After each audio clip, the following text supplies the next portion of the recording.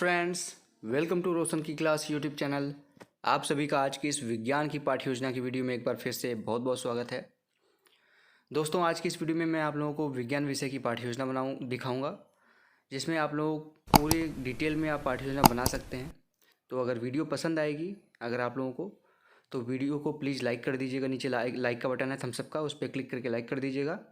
और regular basis पे अगर आप लोगों को लेसन प्लान या फिर माइक्रो लेसन प्लान यानी कि सूक्ष्म शिक्षण पाठ्य योजना के किसी भी कौशल या फिर किसी भी विषय की आप लोगों को पाठ्य योजना की ज़रूरत है, तो रोशन की क्लास यूट्यूब चैनल से जुड़ जाइए। जुड़ना बिल्कुल फ्री है। नीचे लाल कलर का सब्सक्राइब बटन, उस पर क्लिक करके सब्सक्राइब कर लीजिए। साथ ही साथ बेल आइकन को दबा के रखिए, जिससे मैं आप लोगों के लिए कोई वीडियो अपलोड करता हूँ तो उसकी नोटिफिकेशन आप तक पहुँचती रहे। अब चलिए देखते हैं आज की पाठ्य योजना। सबसे ऊपर जिस पेज से आप पाठ्य योजना बनाना स्टार्ट करेंगे, उस पे सबसे ऊपर आपको पाठ्य योजना संख्या लिखनी होगी। तो यहाँ पे देखिए, हमारी पाठ्य योजना संख्या है 9। आपकी जितनी भी संख्या होगी, 1 2 3 4 जो भी संख्या होगी आपकी पाठ्य योजना की, वो इस तरीके से आप लिख लीजिएगा।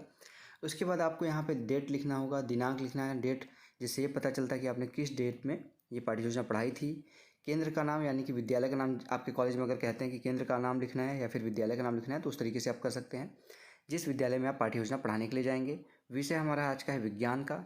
और कक्षा यहाँ पे आप देख सकते हैं, कक्षा यहाँ पे आप लिख सकते हैं। यहाँ प्रकाश संश्लेषण है, हमारा प्रकरण देख सकते हैं। प्रकरण हमारा प्रकाश संश्लेषण है, तो कक्षा 7 भी लिख सकते हैं और कक्षा 8 भी लिख सकते हैं। ठीक, कक्षा 7 8 दोनों के लिए ये पाठ्य योजना है। और उसके बाद चक्र यहाँ पे है, यानी कि किस, काफ़ी लोग यहाँ पे चक्र इसको कहते हैं, काफ़ी लोग इसको कालांश कहते हैं, काफ़ी लोग इसको पीरियड कहते हैं। तो पीरियड जो भी होगा, 1 2 3 4 जो भी है इसका पीरियड यहाँ पे आप चक्र के सामने लिख दीजिएगा। अवधि देख सकते हैं, काफ़ी कॉलेजेस में समय अवधि इसको कहते हैं या फिर समय लिखते हैं। तो यहाँ पे 35 मिनट है। अब इसके बाद अगली हमारी हेडिंग है सामान्य उद्देश्य। सामान्य उद्देश्य के अंतर्गत आपको आपका जो विषय है, जैसे हमारा आज का विषय विज्ञान है, तो विज्ञान को पढ़ाने से बच्चों में किन किन चीज़ों का विकास होगा, किन किन चीज़ों का डेवलपमेंट होगा उनके अंदर, इसके बारे में इस सामान्य उद्देश्य हेडिंग के अंतर्गत कम से कम 4 से 5 पॉइंट लिखना होता है। मैक्सिमम 8 से 10 पॉइंट लिख सकते हैं। तो देखिए, इसमें पहला पॉइंट है छात्रों में वैज्ञानिक दृष्टिकोण का विकास करना। दूसरा पॉइंट है छात्रों में विज्ञान के प्रति रुचि उत्पन्न करना। तीसरा पॉइंट है छात्रों में मानसिक एवं तार्किक शक्ति का विकास करना। चौथा पॉइंट है छात्रों में विज्ञान की उपयोगिता का ज्ञान कराना। अगला पॉइंट है छात्रों में अन्वेषण मनोवृत्ति का विकास करना। और लास्ट पॉइंट है छात्रों में विज्ञान का विकास करना। ठीक, ये हो गया सामान्य उद्देश्य के पॉइंट। टोटल 6 पॉइंट है। उसके बाद हमारा अगला हेडिंग आता है यहाँ पे विशिष्ट उद्देश्य। विशिष्ट उद्देश्य के अंतर्गत आपका जो टॉपिक है, उसको पढ़ाने के बाद बच्चे क्या क्या सीखेंगे, क्या क्या उनके अंदर किस नॉलेज का विकास होगा, उसके बारे में विशिष्ट उद्देश्य के अंतर्गत लिखना होता है। कम से कम 2 से 3 पॉइंट, मैक्सिमम 5 से 6 पॉइंट लिख सकते हैं इसमें। तो पहला पॉइंट देख लीजिए है इसमें ज्ञानात्मक, छात्र प्रकाश संश्लेषण का प्रत्यास्मरण कर सकेंगे। दूसरा है बोधात्मक, छात्र प्रकाश संश्लेषण के बारे में बोध कर सकेंगे। तीसरा है प्रयोगात्मक, ठीक, इसमें देखिए लिखा गया है छात्र प्रकाश संश्लेषण की क्रिया का विश्लेषण कर सकेंगे। कौशलात्मक है अगला हेडिंग, छात्र प्रकाश संश्लेषण की क्रिया का चित्रण एवं अंकन कर सकेंगे। थोड़ा सा यहाँ पे धुंधला लिखा हुआ है, लेकिन इसको मैं पढ़ रहा हूँ तो आप ध्यान से सुनिएगा। आप अगर ध्यान से सुनेंगे तो मैं यहाँ पे एक एक चीज़ आप लोगों को बताने जा रहा हूँ। अगली हेडिंग यहाँ पे है, देख लीजिए, सहायक सामग्री। सहायक सामग्री में देखिए लिखा गया श्यामपट्ट, चौक, डस्टर, चार्ट एवं अन्य कक्षोपयोगी सामग्री आदि। तो चार्ट पे आप यहाँ पे प्रकाश संश्लेषण है तो पौधे का फिगर बना सकते हैं। सूर्य का फिगर बना दीजिए, प्रकाश उसकी तरफ, सूर्य की तरफ से आ रहा है पौधे पे, वो प्रकाश संश्लेषण की क्रिया द्वारा अपना भोजन बना रहा है। अगला हेडिंग है यहाँ पे पूर्व ज्ञान। पूर्व ज्ञान देखिए लिखा गया है छात्रों में प्रकाश संश्लेषण के में सामान्य, छात्रों को प्रकाश संश्लेषण के बारे में सामान्य जानकारी है। ठीक है, यहाँ पे को कर लीजिएगा। ठीक, अगला हेडिंग अब आता है हमारा सबसे इंपॉर्टेंट पॉइंट, प्रस्तावना प्रश्न। प्रस्तावना प्रश्न का देख लीजिए, यहाँ पे हेडिंग लिखा गया है, इस तरीके से प्रस्तावना लिख दीजिए, या फिर प्रस्तावना प्रश्न कहते हैं आपके कॉलेज में, प्रस्तावना प्रश्न लिख दीजिए। उसके बाद आपको टोटल यहाँ पे 3 कॉलम बनाना है। ये वाला जो कॉलम प्रविधि वाला, ये बनाने की जरूरत नहीं होती है, लेकिन अगर आपके कॉलेज में कहते हैं, इसलिए यहाँ पे मैंने रख दिया है शिक्षण विधि, क्योंकि काफ़ी कॉलेजेस में कहते हैं कि प्रस्तावना प्रश्न में शिक्षण विधि भी लिखिए, तो यहाँ पे लिख सकते हैं। अगर ज़्यादातर कॉलेजेस में नहीं कहते हैं तो यहाँ पे इस कॉलम को यहाँ पे आप नेग्लेक्ट कर सकते हैं। ठीक, अब अगली हेडिंग यहाँ पे देखिए, यहाँ पे प्रश्न पूछेगा, क्रम संख्या है मिनिमम, यहाँ पे कम से कम 3 प्रश्न पूछ के अपना प्रकरण निकलवा सकते हैं। मैक्सिमम 5 से 6 प्रश्न पूछा जा सकता है अपना प्रकरण निकलवाने के लिए। तो देखिए यहाँ पे टोटल यहाँ पे 3 कॉलम जो बनाया गया है, क्रम संख्या है, छात्राध्यापक क्रियाएँ हैं और छात्र क्रियाएँ हैं। छात्राध्यापक क्रिया की जगह अगर आप लड़की हैं तो छात्राध्यापिका क्रिया हो जाएगा। ठीक है, तो पहला प्रश्न देखिए, इसमें पूछा गया हमारे आसपास का वातावरण किन किन वस्तुओं से मिलकर बना है। तो बच्चे बता देंगे पेड़ पौधे जीव जंतु से मिलकर बना है। दूसरा प्रश्न फिर बनेगा, पेड़ पौधे अपना भोजन कहाँ से प्राप्त करते हैं? तो बच्चे बता देंगे पेड़ पौधे अपना भोजन प्रकाश या फिर सूर्य के प्रकाश से प्राप्त करते हैं।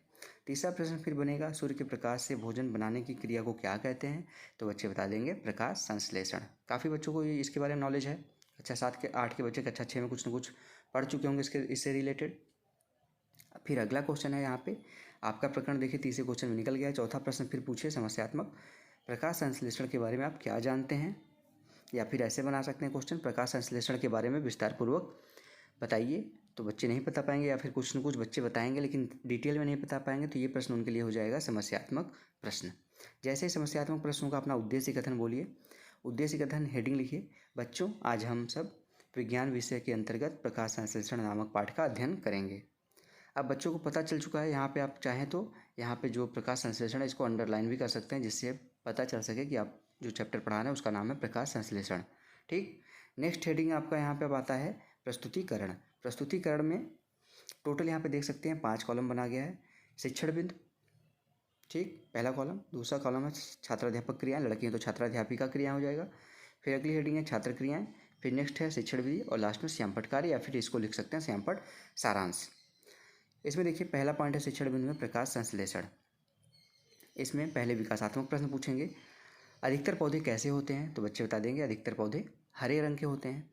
फिर दूसरा प्रश्न यहाँ पे, पत्तियों का हरा रंग क्यों होता है? तो बच्चे बता देंगे क्लोरोफिल के कारण। तीसरा प्रश्न है फिर क्लोरोफिल से आप क्या समझते हैं? तो बच्चे नहीं बता पाएंगे, समस्यात्मक हो जाएगा ये प्रश्न। शिक्षण विधि में लिखिए प्रश्नोत्तर विधि। ठीक है, अब छात्राध्यापक कथन अपना यहाँ पे लिखिए, अधिकतर पेड़ हरे होते हैं। पौधे के हरे भाग की कोशिकाओं में हरित लवण पाए जाते हैं। हरित लवण में पर्णहरित नामक हरे रंग का पदार्थ होता है। समस्त हरे पौधे इसी पर्णहरित के द्वारा सूर्य की सौर ऊर्जा ग्रहण करते हैं। हरी पत्तियां सूर्य के प्रकाश द्वारा क्लोरोफिल की उपस्थिति में वायुमंडल से CO2 यानी कि कार्बन डाइऑक्साइड तथा भूमि से यहाँ पे जल प्राप्त करते हैं। भोजन बनाने की प्रक्रिया संपन्न होती है। यहाँ पे ध्यान दीजिएगा, ये CO2 लिखा हुआ है, ये जल लिखा हुआ है। ठीक है, इसको ध्यान से देख लीजिएगा। इसके आगे वाले कॉलम में लिखना है छात्र ध्यानपूर्वक सुनेंगे। छात्र वाले क्रिया वाले कॉलम में ये व्याख्यान दे रहे थे आप, तो व्याख्यान विधि हो जाएगी। और श्यामपट्ट सारांश लास्ट में मैं आप लोगों को दिखा दूंगा सारा इकट्ठा। इसके बाद फिर से विकासात्मक प्रश्न यहाँ पे पूछिए, पत्तियाँ किसकी उपस्थिति में के कारण हरी होती हैं?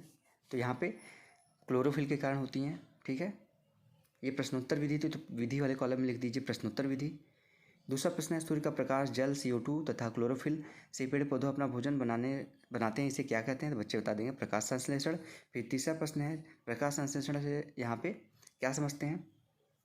तो ये समस्यात्मक हो जाएगा, नहीं बता पाएंगे प्रकाश संश्लेषण के बारे में। छात्राध्यापक कथन यहाँ पे लिखिए, प्रकाश संश्लेषण के फलस्वरूप सरल कार्बोहाइड्रेट और CO2 गैस, यहाँ पे O2 गैस निर्मित होती है।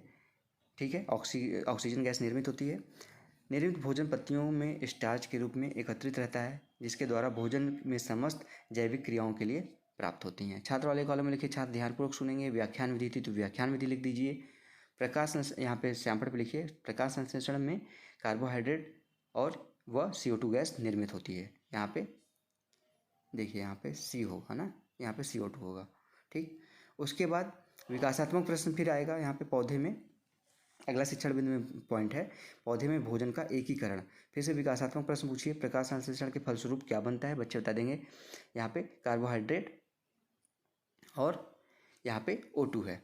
ठीक है, CO2 पौधे लेते हैं और बनाते क्या है? वो O2 बनाते हैं। ठीक है, कार्बोहाइड्रेट और O2 बनता है। ऑक्सीजन ही वो छोड़ते हैं और कार्बन डाइऑक्साइड लेते हैं। तो यहाँ पे जो लिखा गया है ये O2 लिखा गया है। ठीक है, और ऊपर जो मैंने बताया यहाँ पे आप लोगों को, ये भी O2 ही होगा। जो यहाँ पे लिखा गया है CO2, ये CO2 ना होके O2 होगा, सुधार कर लीजिएगा। ठीक है, फिर उसके बाद है दूसरा प्रश्न, प्रकाश संश्लेषण द्वारा भोजन किस रूप में एकत्रित होता है? बच्चे बता देंगे स्टार्च के रूप में। तो तीसरा क्वेश्चन, स्टार्च का प्रयोग पौधे किस प्रकार करते हैं? तो ऊर्जा प्राप्त करने के लिए करते हैं। चौथा प्रश्न है, स्वपोषण से आप क्या समझते हैं? नहीं बता पाएंगे बच्चे, तो ये समस्यात्मक प्रश्न हो जाएगा। फिर यहाँ पे आगे देखिए, श्यामपट्ट का दिखा दे रहा हूँ यहाँ पे, श्यामपट्ट सारी चीज़ें यहाँ पे लिखी गई हैं, आप ध्यान से देख के लिख दीजिए। दिनांक, विषय, प्रकरण, कक्षा, चक्र और अवधि। इसमें इंपॉर्टेंट पॉइंट ही लिखा जाता है श्यामपट्ट पे, तो इंपॉर्टेंट पॉइंट ही लिखिए। क्लोरोफिल के कारण पत्तियों का रंग हरा होता है। दूसरा पॉइंट है, प्रकाश संश्लेषण के फलस्वरूप कार्बोहाइड्रेट और तथा यहाँ पे देखिए फिर से यहाँ पे गलत लिखा गया है, इसको O2 कर लीजिएगा। ठीक। तीसरा है पर्याप्त भोजन जड़, तना, पत्तियां आदि में संचित रहता है। और लास्ट में है लगभग सभी पौधे स्वपोषित होते हैं। अब यहाँ पे जो अभी आपने बताया उसका कथन दे दीजिए। एकीकरण, भोजन का एकीकरण का छात्राध्यापक कथन। पौधे प्रकाश संश्लेषण के लिए अपना भोजन स्वयं बनाते हैं, अतः हरे पौधे स्वपोषित कहलाते हैं। इसके अतिरिक्त कुछ ऐसी वनस्पतियां भी हैं जिनमें पर्णहरित नहीं पाया जाता, वे अपना भोजन मूल जीवों से प्राप्त करते हैं, जैसे कवक। छात्र ध्यानपूर्वक सुनेंगे। ये व्याख्यान विधि थी, तो व्याख्यान विधि लिख दीजिए। श्यामपट्ट कार्य में देखिए, श्यामपट्ट कार्य बाएं पृष्ठ पे लिखा है, जो मैंने अभी आपको ब्लैक कलर का दिया है, उस पर लिखा गया है। लेखन एवं निरीक्षण कार्य है। छात्राध्यापक छात्रों को श्यामपट्ट कार्य अपनी उत्तर पुस्तिका पर लिखने का आदेश देंगे तथा स्वयं घूमकर निरीक्षण करेंगे। और लास्ट में यहाँ पे पुनरावृत्ति प्रश्न है। पुनरावृत्ति प्रश्न में देखिए, यहाँ पे 4 प्रश्न पूछा गया है। पत्तियों का रंग हरा क्यों होता है? दूसरा प्रश्न है प्रकाश संश्लेषण के फलस्वरूप कौन सी गैस निर्मित होती है? तो यहाँ पे O2 होती है। ठीक है। स्वपोषित या फिर स्वपोषी पौधे किसे कहते हैं? और लास्ट में चौथा प्रश्न है प्रकाश संश्लेषण किसे कहते हैं? लास्ट में आता है होमवर्क, गृह कार्य। ये बच्चों को घर से करके लाने के लिए गृह कार्य दिया जाता है। इसमें 2 प्रश्न पूछा गया है। प्रकाश संश्लेषण की क्रिया को विस्तार से समझाइए। और दूसरा प्रश्न है जिन पौधों में पर्णहरित नहीं होता है वे अपना भोजन कहाँ से प्राप्त करते हैं? तो ये था आज का यहाँ पे वीडियो दोस्तों। अगर आपको आज की वीडियो पसंद आई तो प्लीज़ इस वीडियो को लाइक करना मत भूलिएगा।